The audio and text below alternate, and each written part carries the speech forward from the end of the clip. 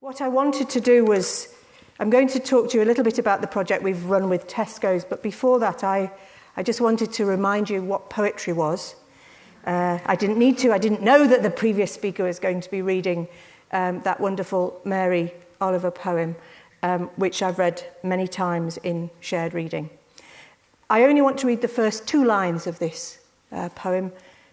You'll get why. So, I am. Yet what I am, none cares or knows. My friends forsake me, like a memory lost. And because we only have a few minutes to think about this poem, I would ask you to simply concentrate on that little bit at the end of that second line, like a memory lost. And especially coming from the session we've just had about listening to the different parts of oneself, perhaps all working for good in ways we don't always realise. What it means to have lost the memory of oneself, or to be seen in the eyes of others as somebody who is no longer present. An interesting and terrible, wonderful poem from John Clare, written in a mental asylum, and given to me after many years of university teaching by a student, mature student, who told me this was her favourite poem. So I knew it in a sense as an academic, though not a real academic, but I knew it as a teacher, and she came to me with it and said, my favourite poem, I just need to pick a very smart-looking lady in the audience. Who's the smartest? Well, Vincian, you look pretty good today, as I've already said. So she looked like that. She looked professional, smart, well turned out, very, very well put together, professional lady. She read the poem and she said, I was a street alcoholic for 15 years in Melbourne, Australia. I lost my family, my farm, my children, myself. And I had this poem all that time. Now, any of you who've worked with anybody who has been a street person will know that keeping any possession at all is a major achievement. So keeping a poem in your pocket all that time and having it as a reminder that I am. I just wanted to start with that, to tell you poems aren't something you just do for A-levels or in school. As I'm sure many of you know, we live by them. They are information. They keep us alive. So that's what the Reader Organisation does. We take poems or plays or novels to places where people are, ranging from Broadmoor to dementia homes to primary schools, to places like this. I've read in a Deloitte's boardroom. And I've read in Tesco. So that's what I'm going to tell you about now. So that's what a shared reading group normally looks like. That's in a community library. And that's a group of randomly self-selecting people coming together every Tuesday morning to read together. 2 of the people in the picture are people living in a shelter for homeless people. One of the people is a retired head of a school. Work it out for yourself. They're sharing great literature together, and they're sharing parts of themselves as they read. It might also look like that. That's taken from a dementia care home in Liverpool when we first started doing dementia work. Mrs. Johnson and Donna, whose literacy is quite poor and who has learned, for the sake of sharing something with Mrs. Johnson, how to read poetry. Quite an achievement, quite a commitment. That's me on a train with some boys. We're on the train to London from Liverpool, and those are 4-5 boys in foster care who are getting into reading every week with a young project worker who comes to their foster placements and reads with them. The trip to London was a day out. And that's a training room in Tesco. So can this lovely, essentially community project translate to a commercial setting? Well, I strongly believe it can, and indeed should. Somebody said earlier, the big companies have all the characteristics of psychopaths. I can promise you, poetry helps.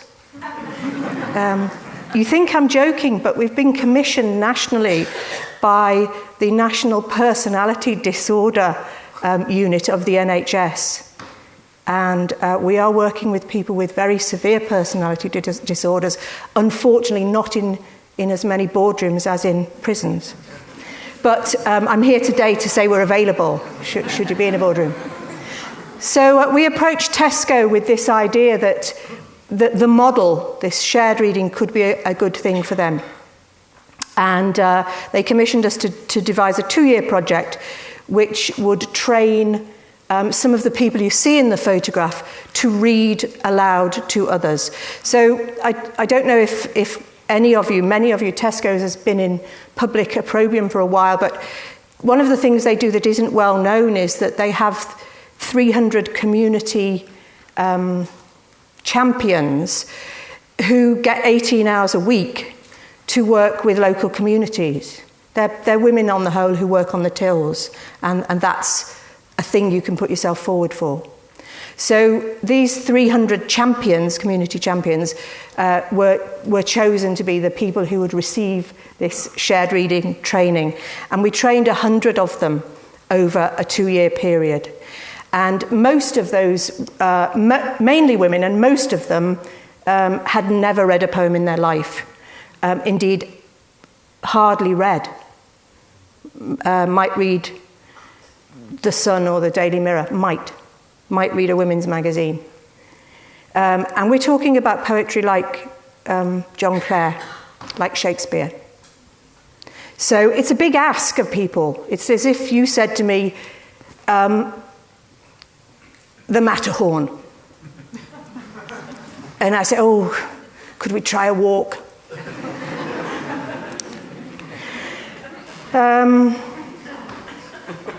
Yes, I'm not so fit. So it was actually 105 of these community champions came on our training, and I think in that photograph they're all got copies of A Little Aloud, which is an anthology we've put together originally for care homes, and the idea was that we would have this published and people could take it when they were going to visit people in care homes or in hospital and just read to them. It's called A Little Aloud for Someone You Care For. So we used that, and it's got about 36 pieces of either extracts of novels or other things and poems in there, so what amount to 36 sessions. And those community champions engaged approximately 200 people every week for 40 weeks a year for 2 years. So I make that, my maths ain't that good, but I'm working that out as about 16,000 reading experiences altogether. And I'm quite proud of that, because I think that those reading experiences are taking place in places and with people where they would never normally happen. So, for example, they worked in 30 residential care homes, 2 Alzheimer's centres, 2 sheltered housing centres, 6 Age UK centres, 6 libraries, 4 schools, multiple sclerosis drop-in centre, a mental health drop-in centre, community groups and church groups. And the thing that was interesting to us, to the Reader organisation, who, after all, we're doing this day in, day out, that's our day job. We know that most people really love sharing a poem with others and sharing their thoughts and feelings with others. So that wasn't a surprise. What was a surprise was what you might call the human resource implications of this. So of these community champions, 92% of them reported, I don't know if I've got any more photos there. Yes, I have. Yeah, that's one of them in one of the care homes. Reported improved personal confidence as a result of both the training and the sharing of poetry with other people. 94% of them said that they thought this would benefit their work quite aside from being community champions. That's to say, make them better at being a Tesco employee. 100% of them believe that the skills they'd gained in learning to read a little aloud would strengthen their community engagement. Certainly, that was absolutely so. And 96% of them also believed that it was of great benefit to their own personal well-being. So I just ask you to imagine that translated into some of those psychopathic working communities we all know and have suffered.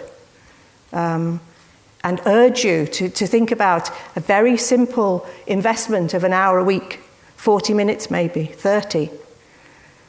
Could get it down to 20. And I want to just finish by saying some of the quotations some of the ladies offered. So, I gained confidence in myself in order to do this justice. That's an interesting thought. In order to do it justice, not for myself. I didn't gain confidence. I wanted to do it.